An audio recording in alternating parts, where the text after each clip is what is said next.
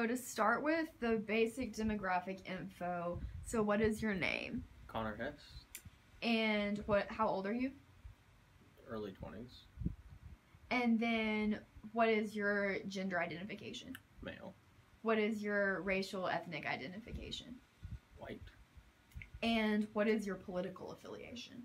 Let's say I lean Democratic. And as far as that, is there an ideology you identify with as far as more liberal, conservative, in the middle, libertarian? And I would say I'm more moderate, I'd say that I have pretty moderate political ideals. And what is your religious affiliation, if any? Ooh, that one's my business. And what is your occupation, if you have a job? Also my business. And then how long have you lived in Stillwater? Since, I would say about 6 years. Yeah. Are you registered to vote? Yes, And did you vote in the last general election? I did. So, kind of moving into the other questions, what, in your opinion, are traditional American values? I mean, focus on law and order, focus on nuclear family. There's a lot of ideas about being able to support yourself, pull yourself up by your bootstraps. I don't know that I necessarily think that those things are the right thing, but I think that those are, what we were built on. Do you see those reflected in our political leaders? In some of them, not in all of them.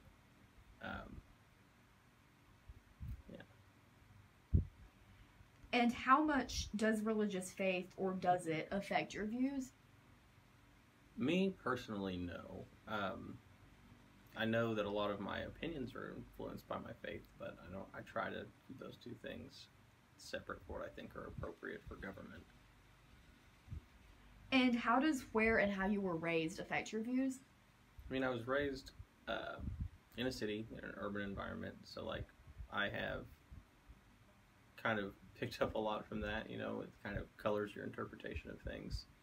So, being from a more urban environment, I have a lot more opinions about housing policy and a lot more things about access to healthcare and things like that, because I've seen people who are near the resources but cannot access them.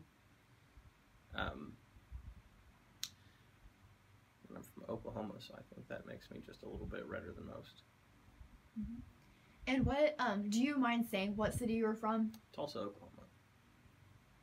And how important is it for your elected officials to share your views and your values? Well, I know that not all elected officials are going to share all my values. I know that not any are going to do it 100% of the way, but it's important to me that they have the same ideas about what are important and what are the priorities. So, yeah. And then what other issues affect your political decisions or how you vote, and why are they important? I'm a big fan of evidence-based policy, so I follow a lot of think tanks, which I guess is kind of a weird thing to say, but I follow the Center for American Progress, the Third Way, Oklahoma Policy Institute, Oklahoma Center for Political Action. So I like to try to be informed about what things are being, what questions are being asked and what answers we're getting for them, because I know that a lot of times you can't know for sure, but I like to see what information is out there. And do your political decisions ever override your values? Yeah, a lot of times I think that what I think is appropriate for myself and my family, I don't think is necessarily the policies that we should pursue as a government, because I don't think that it's necessarily the government's business to tell me how to live my life. I think that it is important to have for everyone to have the freedom to make their own decisions. And has your opinion about your values changed over time? Yeah, I didn't used to feel that way about other people's decisions. And then, when political leaders such as President Trump are accused of harassment or other behavior that's seen as scandalous, do you generally believe the accusations are true? Yeah, absolutely. I don't think that people are making it up. I don't think that they're trying to do it for fame or anything like that. Especially when you have a number of accusers coming forward. I don't think it's some kind of weird coordinated attack. Like, I think that these are people who have come forward against a lot of pressures not to, and I think that they deserve to be believed and deserve to be heard. And what do you okay, that answers the question. Why not? So some polls have showed that men and women seem to view issues like, say, the Stormy Daniels controversy kind of differently in terms of importance. And there was actually a poll that showed after she spoke out about that, Trump's approval rating dropped quite a bit with women and actually went up a little bit with men. What do you think is the reason for that difference? That's a good question. Is it a cop out to say the patriarchy? Like, I think the problem that I would expect to see is that there's just a lot of lack of respect for women. I think that there's a lot of misogyny that's inherent to people's political views, and I think that people are quick to back the president when he does something that's a little bit gross.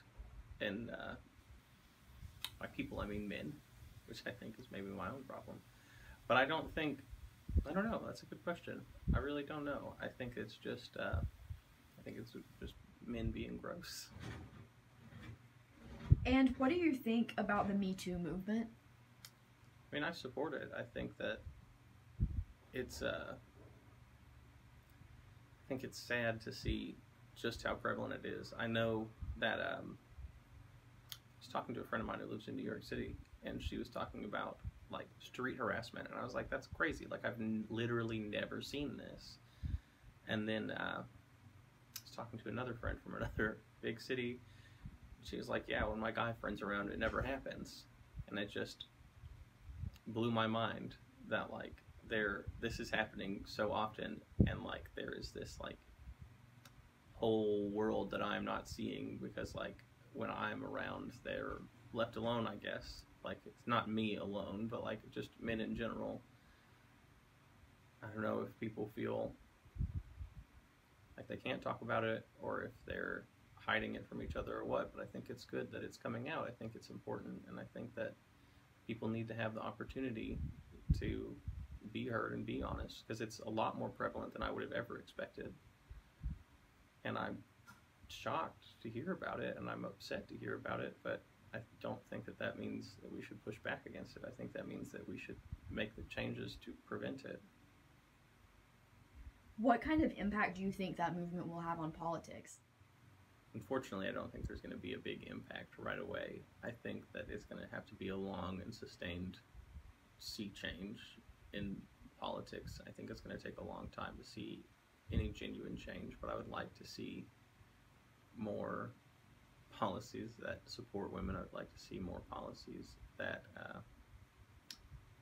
favor all kinds of things, I suppose. I think that there's a lot of times where people think of things as being women's issues that just kind of get put on the back burner, and I think that it's half of the country, but I don't know how much that has to do with Me Too as it has to do with just having, equitable representation in government. And do you think it will result in more women being elected for, or at least running for office? God, I hope so. I think it will. I don't know how much it will do right up front, but I think as more people run and as more people win and people see these people winning and see these people who are, you're told like, oh, you can't balance a family and do this or whatever, like we hear all the time about like how women can't be president because they're, I don't know, gonna get PMS or something ridiculous. Like, I want to see like women in office succeed so that more people feel like they can run for office and succeed. And since politics is still pretty male dominated, what do you think would be different if more women held office? That's a good question. Well, I think that we would see more, I hate to be stereotypical, but I would say more compassionate policies. I would like to see more policies that are not necessarily driven by male ego. But I don't know how much that's going to change. I don't know how much. I really don't know. Do you think, would you say in general that men and women would feel differently about that? Yeah, I think they would. I don't know how much I'm qualified to comment on it necessarily, but I think that there is a lot to be said about men, particularly white men, who are seeing everybody else be brought up and have a more level playing field. And when you lose your advantage, sometimes it feels like you're being taken down a peg, but it's really just everybody else is being brought up to your level. And I think that there is a lot of fear and a lot of negativity about that. But I don't, well, I guess I can't imagine a lot of people who would just be generally opposed to women being in government. But can't imagine that I would think it was a bad thing. So I don't know. I think that's all I have. Is there anything else you'd like to add to it? I guess please don't edit this to make me look like a dummy. Don't worry. Your answers have been really good. I think it's gone well. So thank you so much for taking Yeah, the time to of course. talk for